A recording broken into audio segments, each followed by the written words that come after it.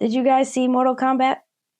It really follows two people. So it follows Katana. We see a flashback of her as a child, and her father, who is the king of their land, is defeated by Shao Kahn in like a tournament of champions. And after he dies, Shao Kahn becomes the new emperor, and he takes Katana as his daughter and her mother as his new lover. So we flash forward, and Katana has been trained by Jade to be this elite fighter and seems to be on board with this whole usurping her father's kingdom thing. And then the other person we follow is Johnny Cage, who is a washed up actor, looking way too old to be an elite fighter. And he's recruited by Raiden and Sonya Blade to be part of the other side of the Tournament of Champions. But Johnny Cage doesn't think he's really that special, so he tells them he's not gonna do it. But the tournament starts, and each side has 5 elite fighters. And at some point when it's time for them to fight, they are plucked from wherever they are, whether they like it or not, and they have to fight whichever fighter on the other side that they're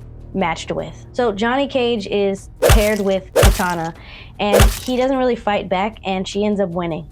But she doesn't kill him like her scary emperor stepdaddy wants her to, which makes him suspicious of her. So apparently while all this is going on, Shao Kahn's people decide to steal an amulet that will make him invincible. In the process of stealing the amulet, they end up injuring Raiden, and he's unable to move forward in the tournament. So now it's up to Johnny Cage and everyone else to retrieve the amulet and stop Shao Kahn from ruling the mortal realm. Now, just off the bat, this movie was incredibly cheesy. It does match the vibe of the video game. I will say that the fighting really disappointed me in just how silly it all seemed. Everything felt too slow. It felt more like a dance than fighting in a lot of ways. And a lot of the graphics that you would get from the classic video game really just don't hold up as a movie. So in those respects, they are kind of disappointing. The other thing is I took a little bit of an issue with the rules. They really set up the movie like it was going to be about this tournament and people fighting, and we thought we were gonna get this tournament style fight after fight, but there was a tremendous amount of just downtime where they were dealing with other problems in between.